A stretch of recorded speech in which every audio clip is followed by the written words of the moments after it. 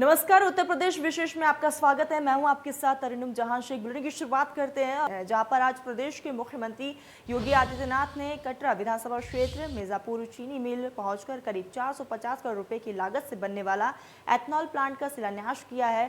साथ ही सीएम योगी ने चीनी मिल में बने पावर प्लांट का शुभारंभ भी किया है। आपको बता दें कि एथनॉल प्लांट शिलान्यास समारोह को संबोधित करते हुए सीएम योगी ने कहा है कि एशिया की सबसे बड़ी एथनॉल फैक्ट्री मिर्जापुर में लगी हुई है और 15 मेगावाट बिजली संयंत्र लग रहा है। इसका सीधा लाभ इस क्षेत्र के किसान भाइयों को मिलेगा। इसके लिए मैं बलरामपुर चीनी मिल ग्रुप को बधाई देता हूं।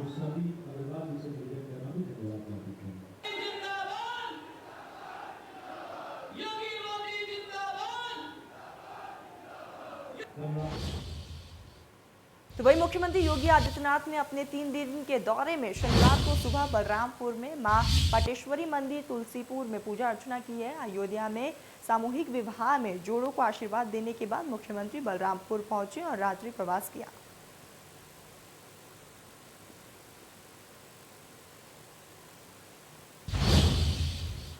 तो वही केंद्रीय मंत्री स्मृति ईरानी रायबरेली, जहां उन्होंने श्रम एवं रोजगार मंत्रालय के द्वारा नवनिर्मित इस आई डिस्पेंसरी और कार्यालय का उद्घाटन किया है। आपको बता दें कि इसके बाद लोगों को भी संबोधित किए। उन्होंने कहा है कि प्रधानमंत्री मोदी की योजनाओं की सराहना की है। वहीं खास करके रायबरेली में सालों से किराए के भवन में चल रहे ईएसआई अस्पताल के बहाने बिना नाम लिए सोनिया गांधी पर तंज भी कसा है। वही एक बार फिर से कहा है कि प्रधानमंत्री की योजनाओं घर घर तक पहुंचाई जा रही है, जिससे लोगों को काफ़ी ज़्यादा लाभ मिल रहा है।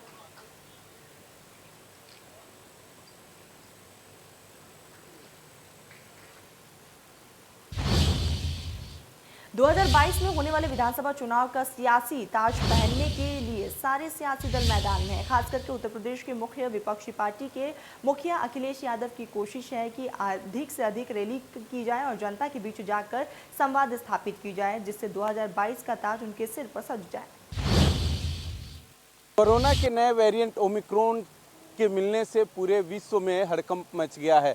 वैसे में भारत के 5 प्रदेशों में चुनाव होने वाले हैं, जहां रैलियों में लाखों की भीड़ शामिल होती है। खासकर उत्तर प्रदेश की बात करें, सारे सियासी दल बढ़ चढ़ के बूथ सम्मेलन से लेकर सियासी रैलियां कर रहे हैं, जहां की संख्या लाखों लाख की होती है। ऐसे देखने वाली बात होगी कि नए वेरिएंट ओमिक्रॉन को लेकर अपना देश कितना सतर्क है। अलर्ट जारी कर दिया गया है, लेकिन जिस तरीके से सियासी पार्टियां रैली भीड़ इकट्ठा कर रही है, आने वाले वक्त में देखते हैं कि ओमिक्रॉन नए वेरिएंट का राजनीति पर कितना असर पड़ता है। सहयोगी सिद्धार्थ के साथ रजनीश पांडे, इंडिया न्यूज।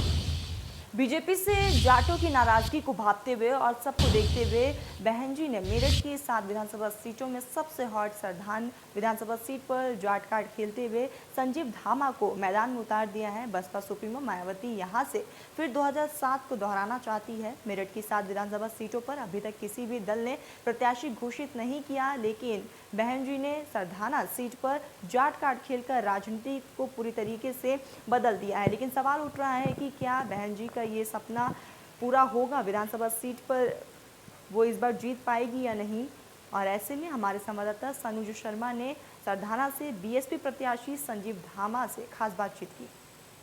मेरठ में 7 विधानसभा सीटें हैं, लेकिन 7 विधानसभा सीटों पर अभी तक किसी भी पार्टी ने अपना प्रत्याशी घोषित नहीं किया था। लेकिन सबसे हॉट सीट सरधना विधानसभा सीट पर बहन जी ने जाट कार्ड खेल दिया है और यहां से संजीव धामा को प्रत्याशी बनाया है। खास बातचीत करने के लिए संजीव धामा हमारे साथ हैं। संजीव, पहले तो आपको बहुत बहुत बधाई। धन्यवाद। एक चीज जानना चाहूंगा कि देखिए, सबसे हॉट सीट सरधना विधानसभा सीट है, आपको यहां से प्रत्याशी बनाया गया है, क्या क्या मुद्दे रहेंगे, किन चीजों को लेकर जनता के बीच? महंगाई का मुद्दा होगा, गन्ने का मुद्दा होगा, बेरोजगारी का मुद्दा होगा, और जो 10 साल से हमारे यहाँ विधायक का जो भ्रष्टाचार चरम पे है उसका मुद्दा होगा। उससे मुक्ति दिलानी है इस सरधना विधानसभा को।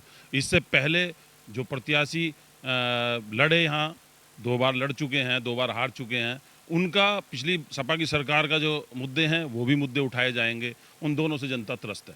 जो किसान आंदोलन चला है, जिस तरीके से प्रधानमंत्री ने 3 कृषि कानून वापसी ले लिए हैं, आप किसानों की बात कर रहे हैं, तो क्या इसको भी मुद्दा बनाएंगे कि पहले क्यों लिया गया, अब क्यों वापसी किया गया? ये सबसे ज्वलंत मुद्दा है। ये मुद्दा क्यों नहीं है? अगर आज उन्हें वापस लेना ही था तो 700 आदमियों की आहुति क्यों ली गई? 700 से भी बल्कि 750 आदमियों की आहुति क्यों ली गई? उस मुद्दे को तो सबसे ज़्यादा गंभीर मुद्दा है वो, उसे हम जनता के बीच लेके जाएंगे। खास तौर से किसान बिरादरी आज की तारीख में इस भारतीय जनता पार्टी से बिल्कुल नाखुश है, उनके अंदर गुस्सा है, उस गुस्से को 2022 के चुनाव में दिखा देंगे। मेरा सवाल आपसे ये है, संगीत सोम है, विधायक हैं, 2 बार वहाँ से लगातार वो चुनाव जीते हैं, समाजवादी पार्टी की और राष्ट्रीय लोकदल का गठबंधन लगभग तय है और ये चर्चा चल रही है कि अतुल प्रधान को फिर से मैदान में उतारा जाएगा। आपका मुकाबला किससे है? मैं अपना मुकाबला किसी से नहीं मानता, क्योंकि दोनों के दोनों ही वहाँ आप क्षेत्र में आप लोग घूमते हैं, उन दोनों से ही जनता त्रस्त है। वहाँ दोनों एक ही थैली के चट्टे बट्टे हैं, दोनों सपा और भाजपा के प्रत्याशी दोनों एक जैसे हैं, उन दोनों से जनता त्रस्त है और उनसे मुक्ति चाह रही है। इसलिए बहन जी ने वहाँ मेरे रूप में एक उम्मीदवार दिया है जिसे जनता हाथों हाथ लेगी। एक सवाल मेरा आपसे ये रहेगा कि ये बताइए कि प्रत्याशियों की तो बहुत लंबी फहरिस्त थी, फिर बहन जी का दिल जीतने में, बहुजन समाज पार्टी का दिल जीतने में कैसे कामयाब हो पाए? मैं पिछले 7-8 साल से इस सरदना विधानसभा में कार्य कर रहा था।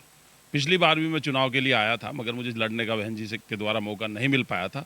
उस मेहनत को करे हुए आज शायद उसका मुझे पारितोषिक मिला है और बहन जी ने मुझे ये इनाम दिया। तो देखिए, खास बातचीत करने के लिए आज हमारे साथ जो है सरदना विधानसभा सीट से बीएसपी प्रत्याशी संजीव धामा थे। अपनी जीत को लेकर पूरी तरीके से आश्वस्त हैं और सीधा कह रहे हैं कि उनका मुकाबला किसी से नहीं है।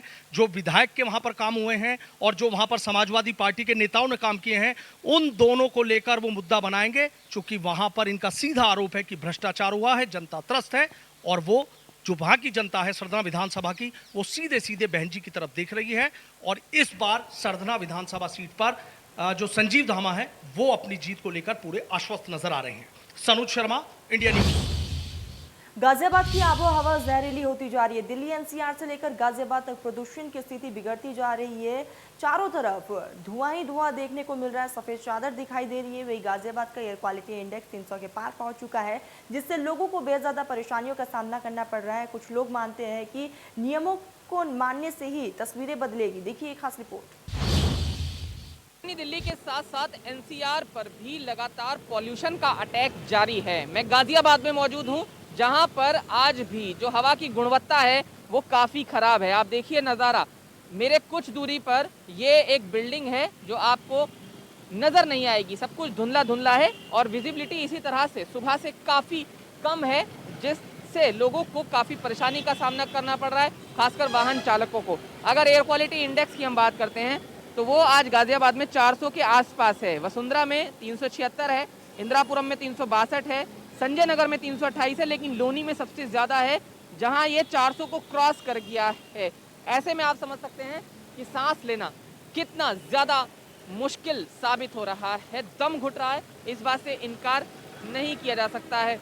वाहनों का जो ये दबाव है एनसीआर पर, इसकी वजह से एक तरफ जहां एयर पोल्यूशन में इजाफा होता है तो वहीं इंडस्ट्री और कंस्ट्रक्शन वर्क से भी जो पॉल्यूशन का स्तर है वो बढ़ता है। और जब हम और आप यहाँ बात कर रहे हैं, मैं आपको ये तमाम तस्वीर दिखाने की कोशिश कर रहा हूँ, तो यकीन मानिए कि गले में खराश महसूस हो रही है, दम घुटने जैसा महसूस हो रहा है। और रोड पर जो लोग निकले अगर उनसे पूछने की कोशिश करें तो ऐसा भी बताइए, ये जो पॉल्यूशन लगातार परेशान कर रहा है सबको, आपने भी मास्क लगाया, जिम्मेदारी निभाई है, कितनी मुश्किल है सुबह के समय रोड पर निकलना?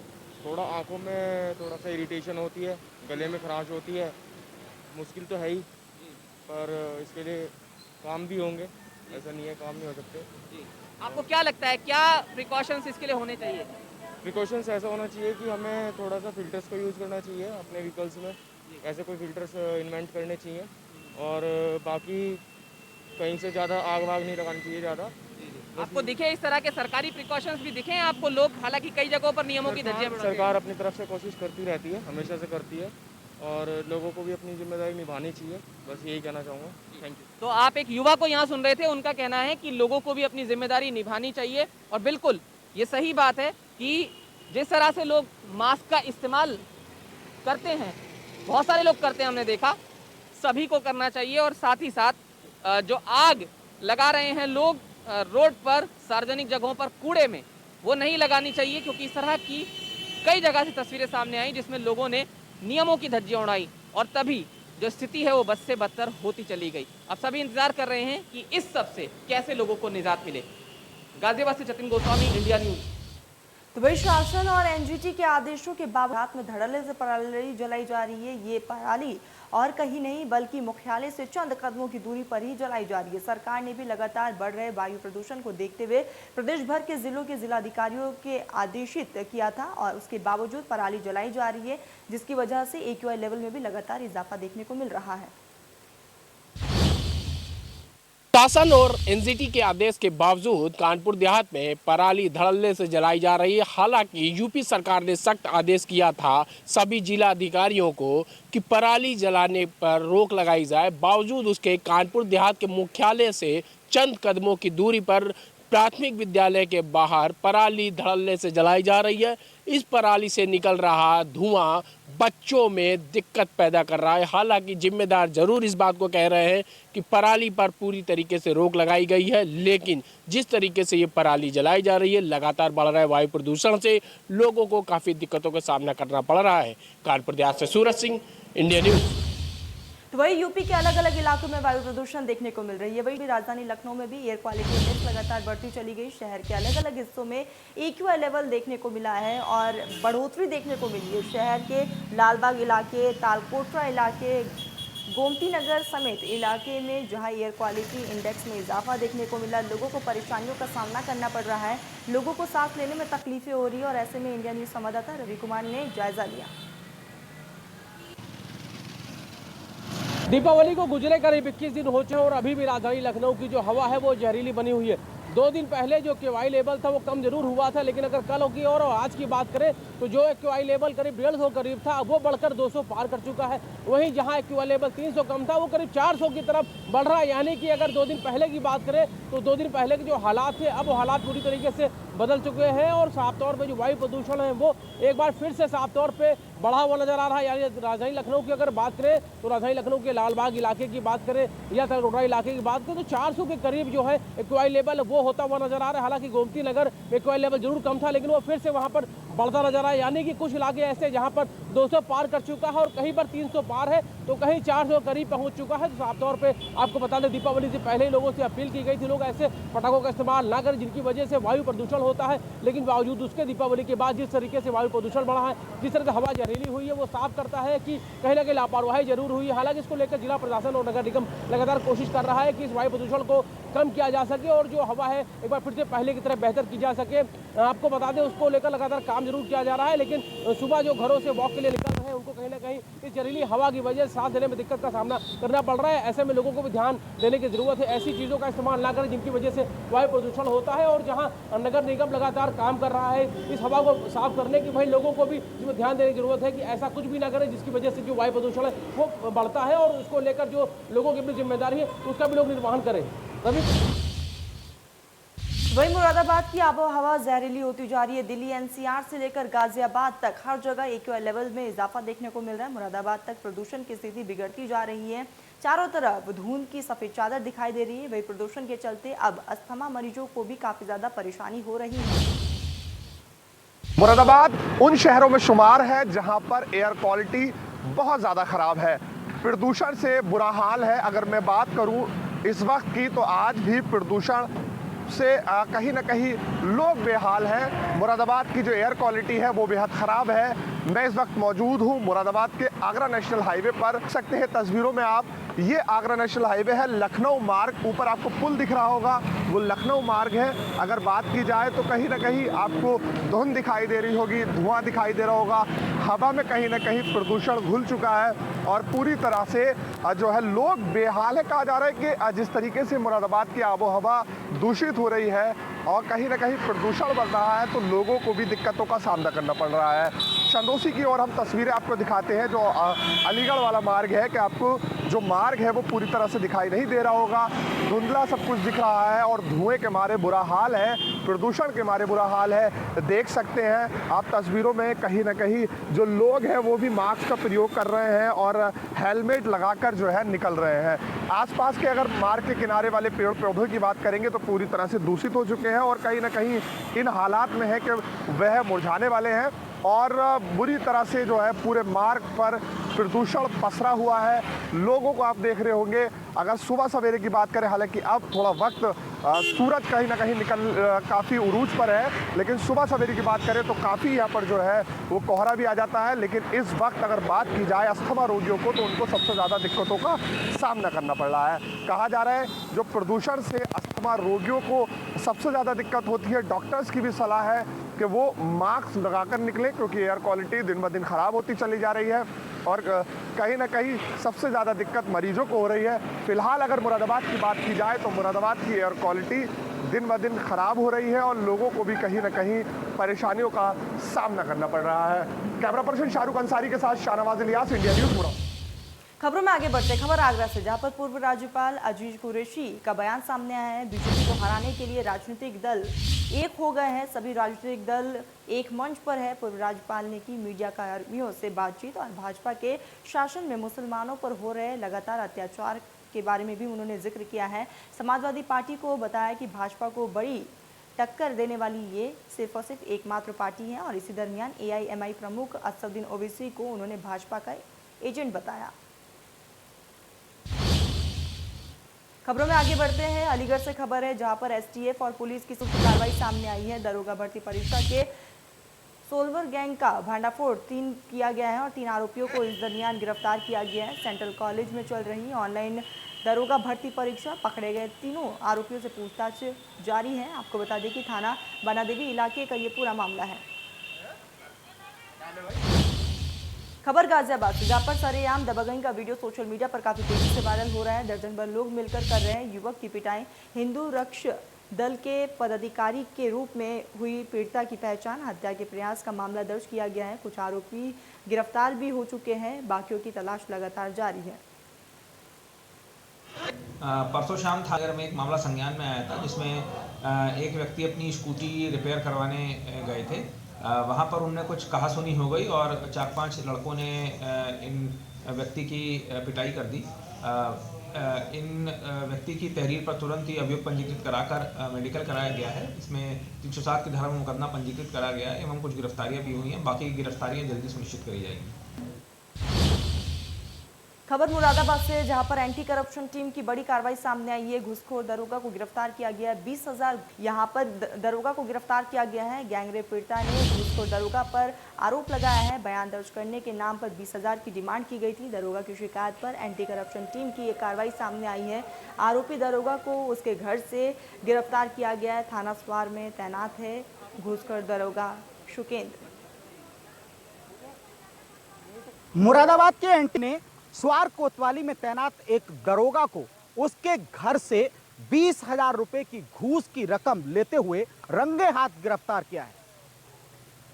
आरोपी दरोगा अपने आप को बेगुनाह बता रहा है। बहरहाल एंटी करप्शन टीम का यह दावा है कि वो लगातार पीड़ित से पैसों की मांग कर रहा था और पीड़ित ने जब कल एंटी करप्शन टीम की यहां शिकायत की और उन्हीं शिकायत पर एंटी करप्शन की टीम उनके घर पर पहुंची, तब पीड़ित से 20,000 रुपए आरोपी दरोगा को दिलवाए। आरोपी दरोगा ने जैसे ही पैसे अपनी जेब में रखे, तुरंत एंटी करप्शन की टीम ने उसको धर दबोचा और उसके कब्जे से वो रुपए भी बरामद कर लिए। तकरीबन 4.5 घंटे की कड़ी मशक्कत के बाद कोतवाली सिविल लाइंस में मुकदमा दर्ज किया गया है और अब आरोपी दरोगा को मेडिकल के लिए जिला अस्पताल भेजा गया है। कल बरौली की कोर्ट में उसे पेश किया जाएगा। देखना तो ये दिलचस्प होगा कि जिस तरीके से आरोपी घूसखोर दरोगा पर जो आरोप लगे, जो रुपए उनसे बरामद हुए हैं, इन सब चीजों में अगर सत्यता है तो आरोपी दरोगा को कितने बड़े स्तर पर कोर्ट से सजा मिलेगी और अगर वो बेगुनाह है तो फिर क्या वो कोर्ट से बरी होंगे। बहरहाल सच्चाई को सब समझना चाहते हैं। पीड़ित का कहना है कि 164 के बयान दर्ज कराने को लेकर लगातार दरोगा पैसों की मांग कर रहा था और इन्हीं सब चीजों को लेकर पीड़ित ने एंटी करप्शन में कल शिकायत की और आज एंटी करप्शन की टीम ने उसके घर पर छापा मार दिया। आज लोगों में विश्वास एंटी करप्शन टीम की तरफ भी बढ़ा है, क्योंकि बहुत सारे लोग तो ये सोचकर शिकायत नहीं करते कि शायद एंटी करप्शन टीम कितने दिन लगाएगी, लेकिन जितनी तत्परता से एंटी करप्शन की टीम ने आज छापे मारकर एक घूसखोर दरोगा को उसके आवास से गिरफ्तार किया है, उससे लोगों में जागरूकता और विश्वास बढ़ा है। अगर आप पर भी कोई पैसों की मांग करता है तो आप भी एंटी करप्शन के नंबरों पर फोन कॉल करके शिकायत दर्ज करवाएं और ऐसे घूसखोर लोगों को सलाखों के पीछे भिजवाएं। इंडिया न्यूज के लिए ओमपाल सिंह राजपूत। चलिए, तो उत्तर प्रदेश विशेष में फिलहाल बस इतना ही। देश प्रदेश की तमाम बड़ी खबरों के लिए आप देखते रहिए इंडिया न्यूज।